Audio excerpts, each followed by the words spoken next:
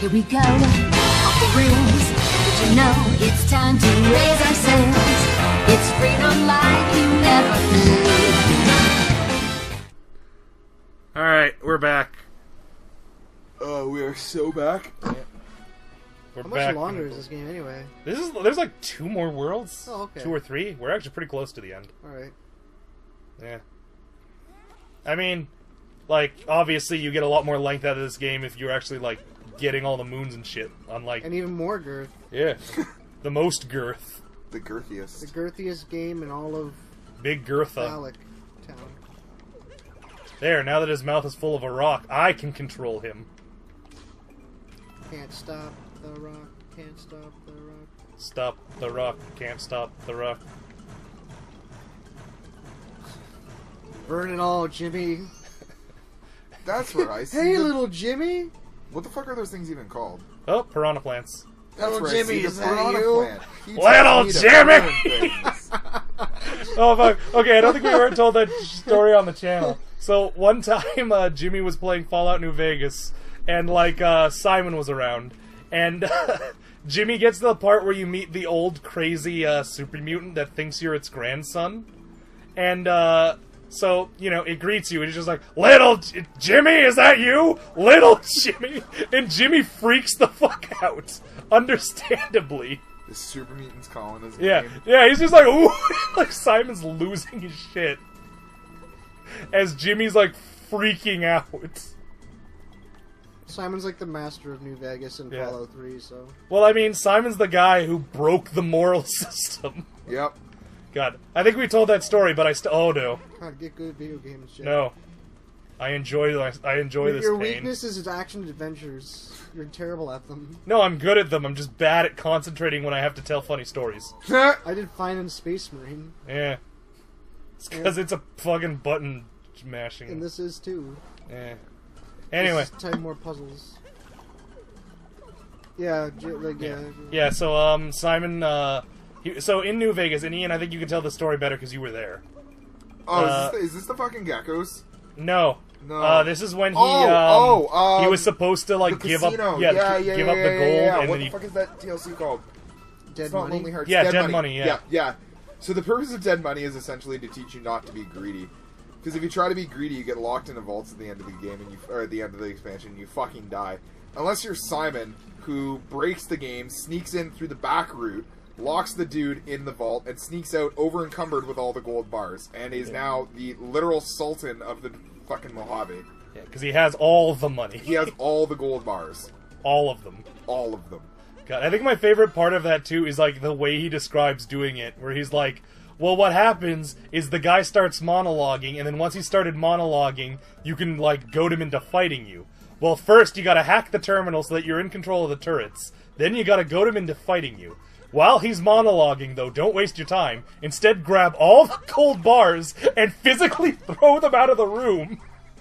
Yeah. Once you have all the gold bars out of the room and you've goaded him to come fight you, you hide behind a bookshelf, sneak out behind him, and then lock the vault door on him. At which point Ian's like, well, he's just gonna detonate the thing, isn't he? How is he gonna do that? He's locked in the room! Yep. Oh, God. I just remember, like... Why doesn't it all fall out? It's sticky. It's magic. Gotta get sticky with Mickey. Ew. Oh! So she was fucking That's from- goofy. She said she was fucking goofy! I got really good at that voice. Good. Oh, jeez, man, calm down! Whoa! God, I got really good at doing this. I just gotta wait for it to flip one way and then the other. Fuck! Now that the pressure's on, this is gonna go bad.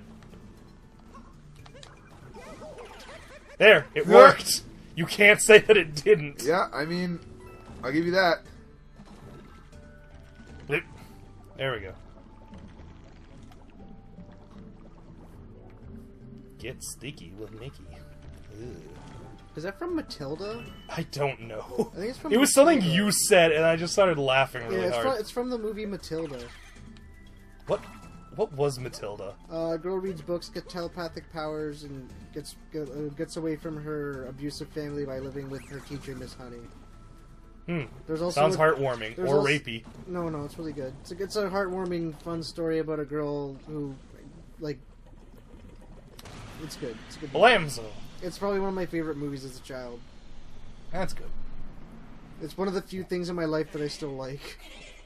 What kind of soup do you think I just dived into? And do you think the taste of my taint made it better or worse? I'd eat your ass. I was gonna say, no, when you say taint, do you mean like that you tainted it by being in there, or do you mean your physical taint? I mean my physical taint. I'm talking about the salty taste of the balls that I am now rubbing vigorously through this bisque of some sort. Looks like, I mean- it looks like Alfredo with chicken in it. This part is simultaneously cool and gross.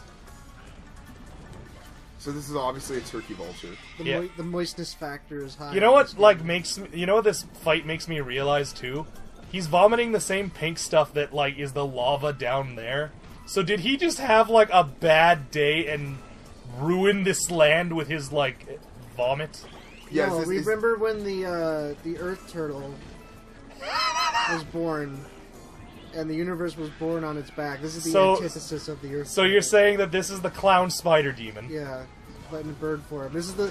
This is it. This is the form. This is the form. Everything floats in my soup. Exactly. See? This is the form that. This is Hey, the only, Georgie, you want to jump in the pot? This is the only form it could take that we would understand with our meager minds. Is this bird that keeps dropping things into this giant soup? And It's vomiting very on us.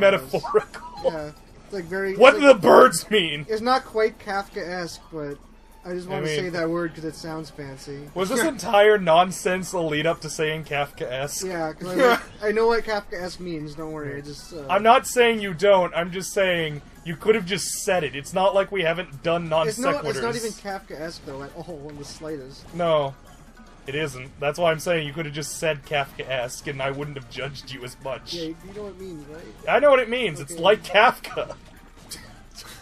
Am I wrong? Yeah, but it's stupid. I'm having a lot of trouble with this Kafka-esque right is now. Watching you do this is actually kind of fun. It's a literary term where, like, Fuck.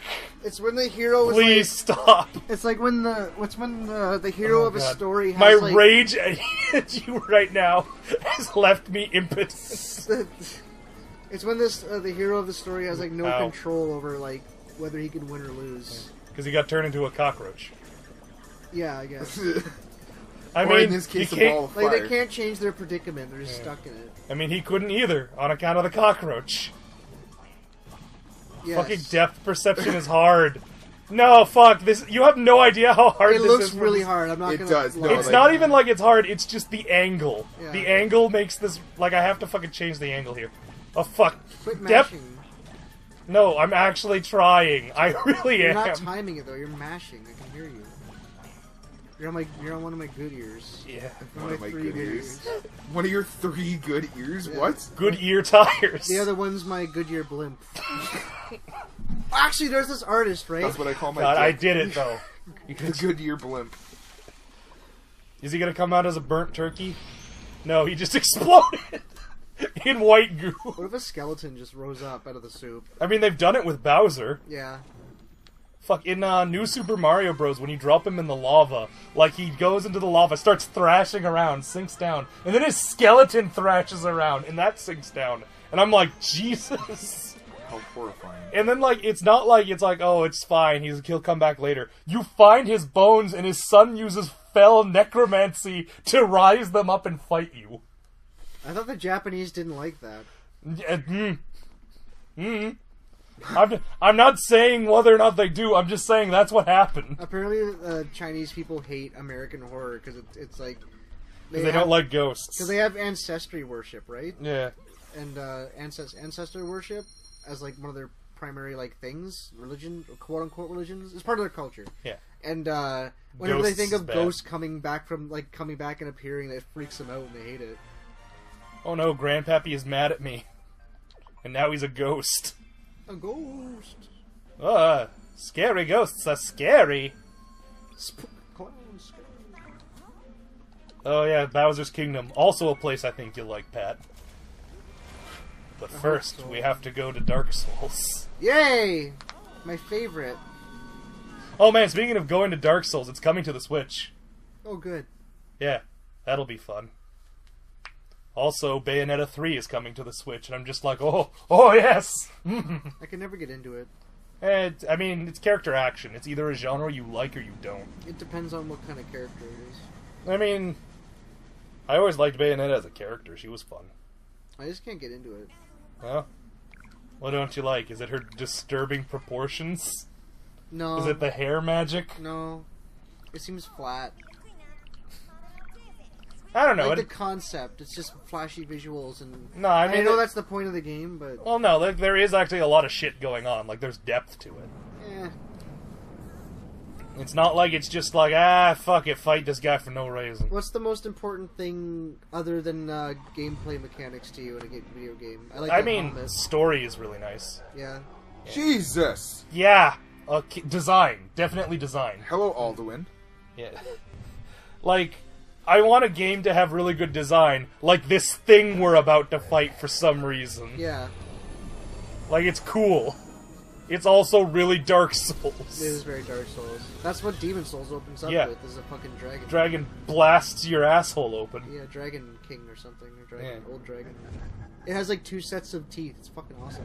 And Yeah, no man. eyes. It just screams. Oh god.